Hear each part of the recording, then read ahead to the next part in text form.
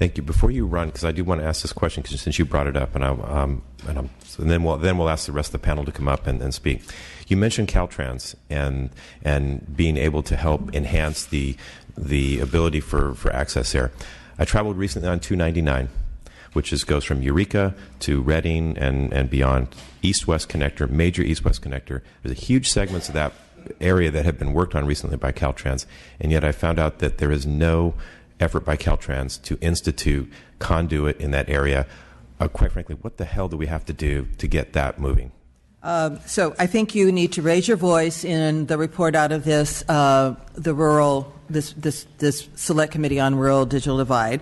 I don't recognize I'm no longer in control, although some people like to ignore me. So I continue to talk to Caltrans, talk to the CTC. Literally had the conversation with their executive officer, Will Kempton, and their chair, Lucy Dunn, last year to say, please find what we sent over in 2006 to say you should be putting in conduit or allowing conduit to be put in at the time that you do improvement. So I would encourage you to make that recommendation. I do think that we're a little bit back on track with CTC and Caltrans because the Broadband Council, Chairman Ramos asked for that report in front of him. So that's an important kind of dynamic. I think there should be legislation, and let me add that Assemblymember Stone made AB 238 a 2-year bill. So that we could have the time to look at the goals in California. So there is a vehicle that's available to it, to you, the legislature, to actually have this policy debate. In that bill, I would strongly urge the reassertion from the legislature of it is the policy of the state of California that all the departments are supposed to make happen, X, Y, and Z, to go into further definition about what can be done, for example, with the Department of Transportation and the Department of General Services, et cetera. Thank you.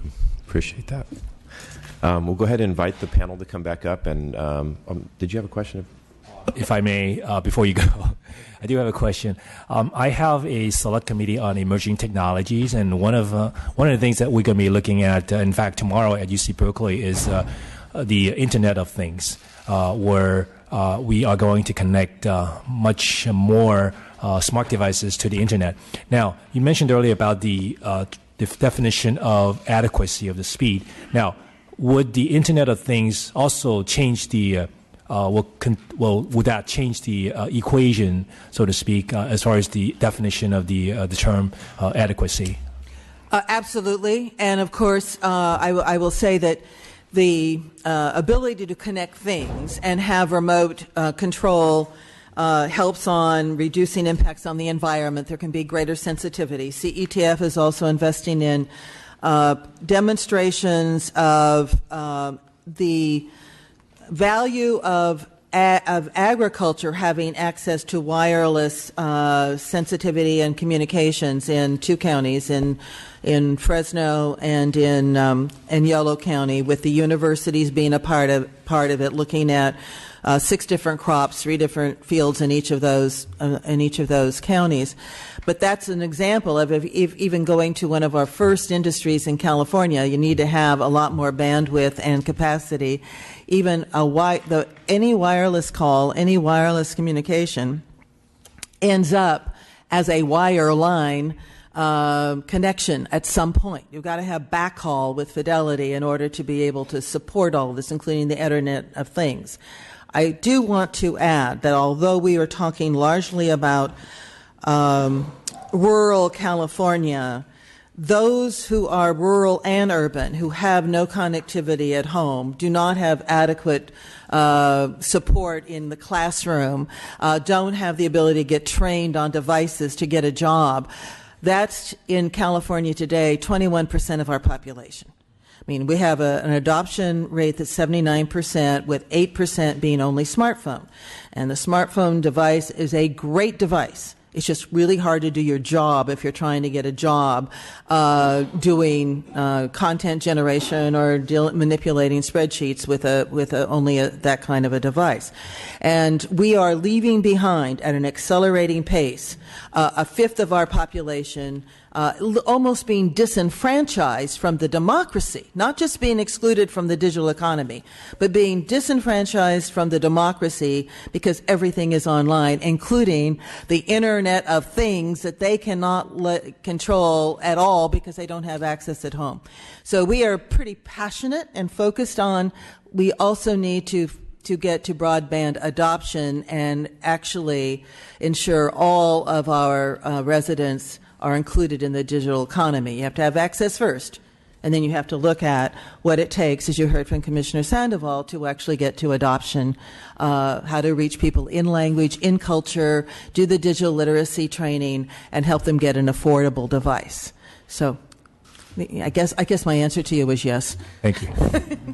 Thank you very much. Appreciate that. Safe travels. And then we'll go to Mr. Stone. You have some questions? Thank you. Although before you take off, the chair warned us about acronyms, but I do like the acronym you gave us of SAB, so we'll have to remember that one. Yes. So I appreciate that. And I guess for the panel, and Ms. McPeak, I know you need to run, but what has come up with this, and especially you're looking at what the Internet is, eventually what we're thinking of as the Internet will be ultimately fairly transparent and unseen because it'll be a part of the infrastructure. And if you can imagine, a number of local jurisdictions are talking about this, changing their roads policy, if you will. And if you can imagine a statewide system having a backbone wherever there's a state highway, that's actually pretty easy to envision and not that difficult to do, but it takes us ultimately setting that policy. And so the question, there have been a couple of you have mentioned speeds. And I know the FCC adopted the 25.3, but I'm hoping that if we look into the future, as we're really trying to understand what our ultimate needs are, because a lot of the systems that we've talked about, whether it's water, whether it's SCADA systems or the agricultural systems, which are also in Monterey and Santa Cruz counties monitoring crops, whether it's the educational systems, telehealth, and all that. As long as we're talking about asymmetric systems, 25.3, we're not setting up ultimately the backbones in a way that are going to serve those emerging technologies, because to do that Internet of Things, to do all of those kinds of complicated data-intensive activities ultimately requires symmetrical systems. Right. And so if we're not talking about how we get to that symmetry, because this old model of watching videos or fetching information from the web down to my computer and managing it here, rather than sending it, pushing out. We're pushing out more and more data. We have to be. So we have to figure out how we get that symmetry built into our vision of what broadband ultimately is. We would agree, and therefore Assembly Bill 238 is a very important opportunity for that conversation on the symmetrical communications. You'll hear from the California Telehealth Network where that's needed now. I should add, in terms of looking ahead to the future, there is good evidence, I think, the experience on Digital 395, what's going to be proposed for Digital 299, and then 299 goes from Redding to Alturas in Modoc, and then south on, I think it's 139 to Susanville, and then you come back over on 37 to Red Bluff, which is a really important, if you will, corridor, state highways, where we need to have deployment, we need to facilitate the private sector. There's an opportunity that you might want to weigh in on now, and that's the Federal Surface Transportation Reauthorization Act. Congressman Garamendi has introduced what is often called Dig Once, and you'll remember Dig Once, Mark, in terms of the Santa Cruz policy. We have encouraged that and supported it and said it actually then also has to be managed. You actually have to have the transportation agency be doing a couple things. One is in allowing the installation of conduit, even if something hasn't been pulled through it, and then recouping the cost of installing it, because there's always this debate with the Federal Highway Administration. Can you use transportation dollars for conduit? And I say to them, think of yourself first as mobility. That's your job, not just the highways. And yes, then if you're offsetting trips with real trips with the virtual communication, you can justify it. But we really want to take advantage of our congressional delegation now at the federal level, trying to make this case for installing with federal funding at least the conduit. The second thing our agencies need to be able to do, like Caltrans, is when they're doing an open trench, now you have to push out proactively to all of the companies, all the other infrastructure, to actually get into the trench at once. The ordinance is enabling but not sufficient to actually make happen what we hope. Thank you. Thank you very much. So, other questions, Mr. Stone, for our panelists? Well, one on the CASA, the Advanced Services Fund, for example, there is currently $315 million sitting in it. And this was a fund ultimately that came out of a fund that was raising $300 million a year, and yet we've capped it to $25 million a year, the current Advanced Services Fund. What would the world look like if we were able to have better ongoing revenues? What impact would that have on the individuals who are paying the bill, on the providers, vis-a-vis our ability to leverage those dollars and go a lot further with Advanced Services Fund? Because looking at Connect America and all these other pieces, it seems like we have more control over the Advanced Services Funds. And is there a way that we can recast that, look to make that a much more effective pot of money to be able to drive the goals that we're talking about today? So if I could start off on that, that's a great question, and this is an issue that I've raised at the CPUC. I have actually asked the CPUC Communications Division to prepare a draft resolution to recommend increasing the minimum speed for eligibility for California Advanced Services to at least mirror the current FCC definition of 25.3. There are areas that are still unserved and underserved at both the old FCC definition and our 6 down, 1.5 up. And I think it is important to give priority to those areas. We also had the consortia do some really great work in identifying areas and communities that are their priorities. So I would support a policy that would help to fund those first, but also recognize that if an area has less than 25.3, that they should be eligible. So I think that's the first thing that you need to do. As you said, broadband is an evolving definition. And Commissioner Rosenworcel, for example, was arguing for a minimum definition of 100 megabits symmetrical. Now, she couldn't get her colleagues to go there, but ultimately I think that's where we're going to end up. I also have the privilege of being a law professor at Santa Clara University. We're very proud that Santa Clara is now a gigabit university, and it makes a huge difference. It makes a difference in the classroom. When I do show video, the ability to access it, the ability to show it. But let me tell you some things that I would also never do. I would never give my students assignments that assume that they had even 10 megabits of internet at home. And this is in the Silicon Valley, because availability as well as subscription is spotty. Almost no one is able to get today a gigabit right around the university. And so you don't want to play a Jeopardy game, where the student gets a higher grade by buzzing in first because they have higher internet. So I think that trying to align with the evolving technology is important. And then the second issue you mentioned is about contributions and collections. So one of the issues that the FCC is looking at right now is that the contributor base for a lot of these Universal Service Fund is those of us who have telephones, voice telephones. So whether it is a landline phone or a wireless phone, it is really the voice that is supporting these universal service programs. So one of the things that the FCC is looking at is whether or not they should expand the contribution base as we are increasingly using essentially voice-based funds to support broadband. So I think that that's one of the challenges for the future as we look at, how do we properly calibrate what needs public support, and then ultimately address the issue of who should pay. Yeah. May I add in on that? Because I support Commissioner Sandoval's view on this. In addition to any changes that we make or standards we may establish for the funding source, or whether it's federal or a state policy, the other thing that we have to be looking at for the future is not only the ability for public agencies to push information out, whether it's a university or public safety or anything, but we also have to be thinking about the idea of crowdsourcing.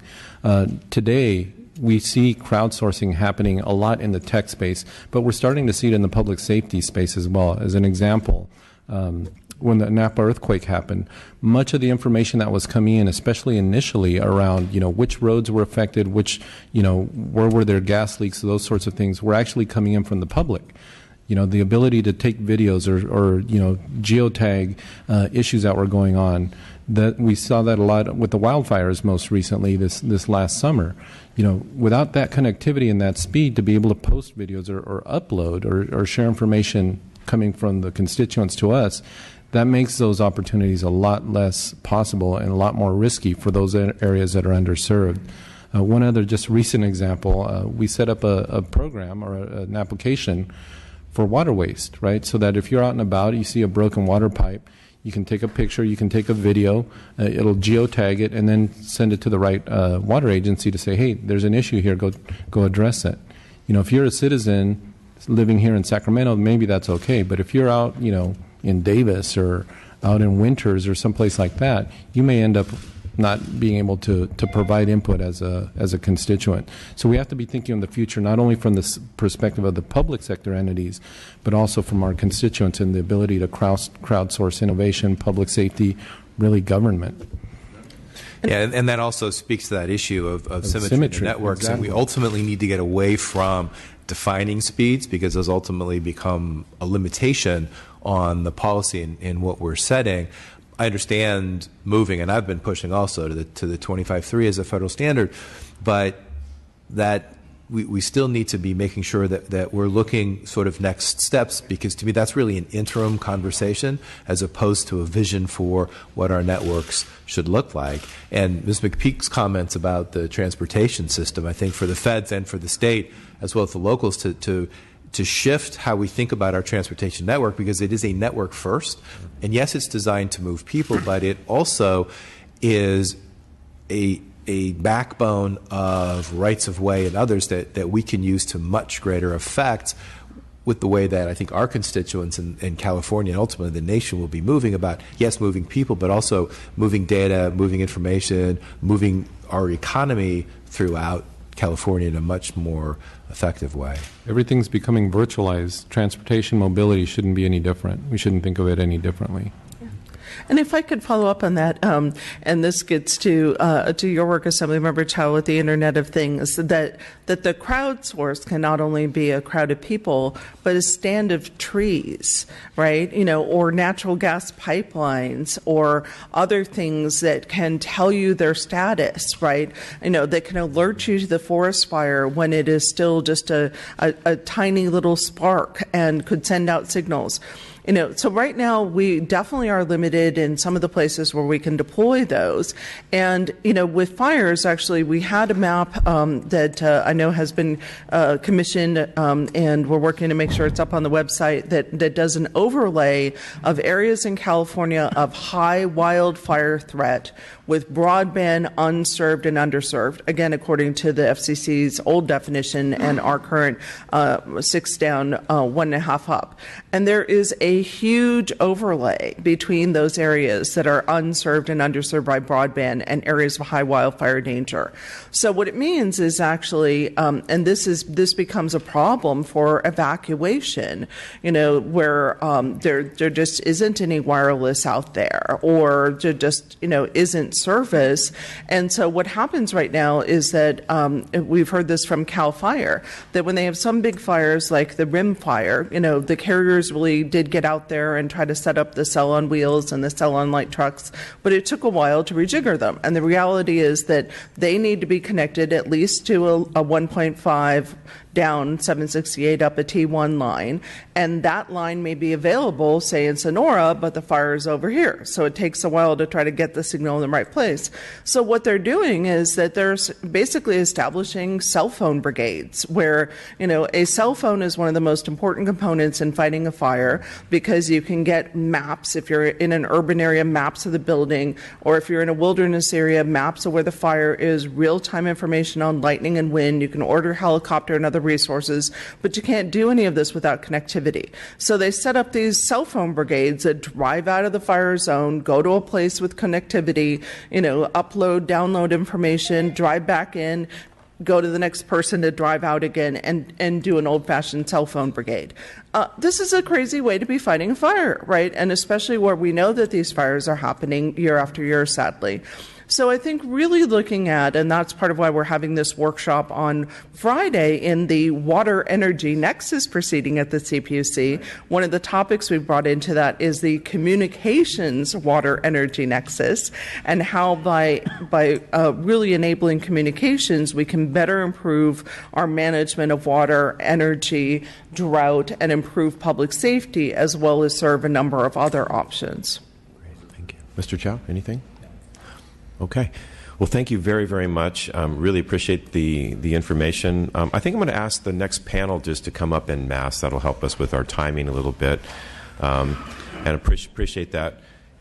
We're beginning to see some of the next meeting we're going to have. We're going to be looking at challenges and hopefully opportunities, and I'm already beginning to see some of those challenges emerging. And I'm really looking forward to some of the opportunities that might come out of that. So, good morning.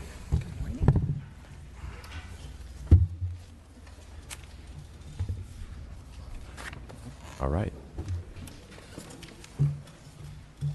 Thank you very much, Ms. McIntyre.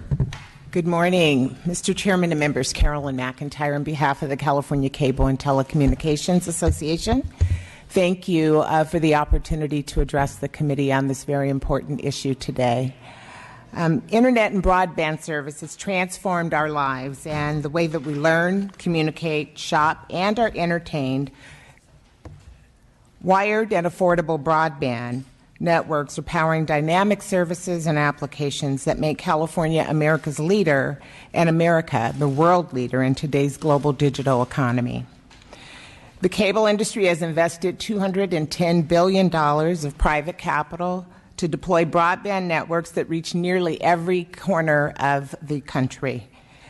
In California, the industry has invested over $35 billion since 1996 alone to either deploy broadband networks or to upgrade broadband networks.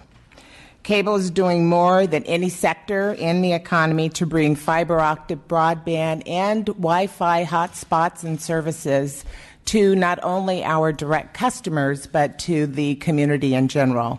Oftentimes, we have found in emergency situations where there are catastrophic emergencies that the Wi-Fi hotspots have, in fact, been available to the public in order to facilitate communication.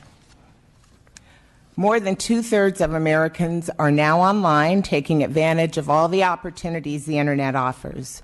But in California's less populated areas, which is the subject of today's hearing, there does continue to be some challenges.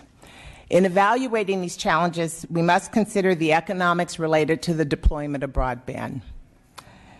As it relates to private capital, a company must evaluate the potential for the return on investment.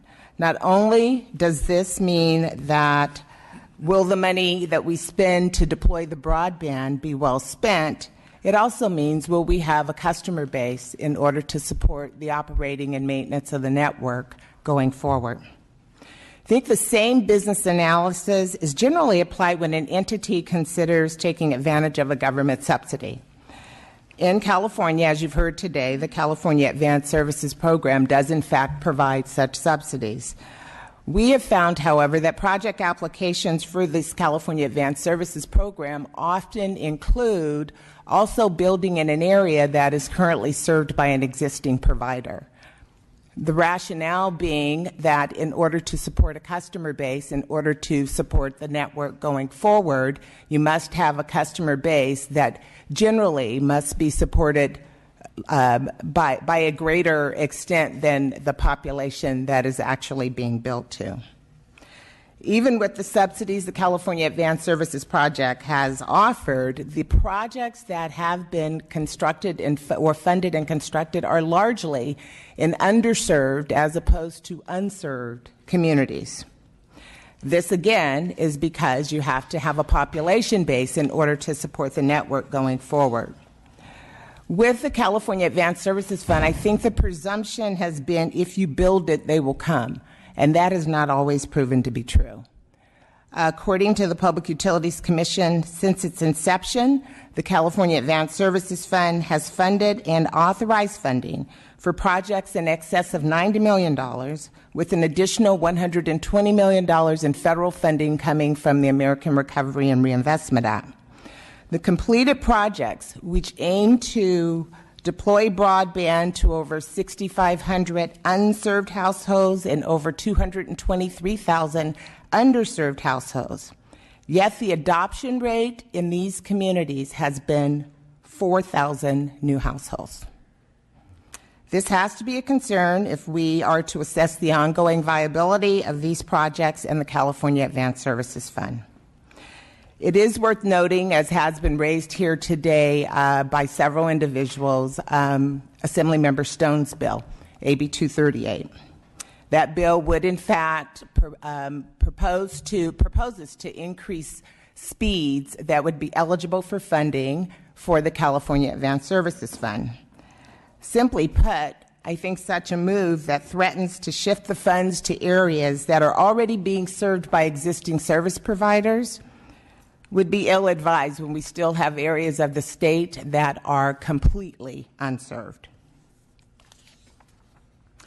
The success of our country depends on the adoption of broadband service by our citizens. To this end, Cable has engaged in a number of significant efforts to promote adoption. Many of our companies offer discounted broadband service to the tune of usually around $9.95 to $10 per month for those households that qualify as low-income households. These programs include Comcast's Internet Essentials, the Connect to Compete program, but I will also note that some of the companies have also established digital literacy centers in communities, mainly in urban centers, in order to teach the use of computers and to educate people on the importance that the Internet and having that connectivity is to their lives.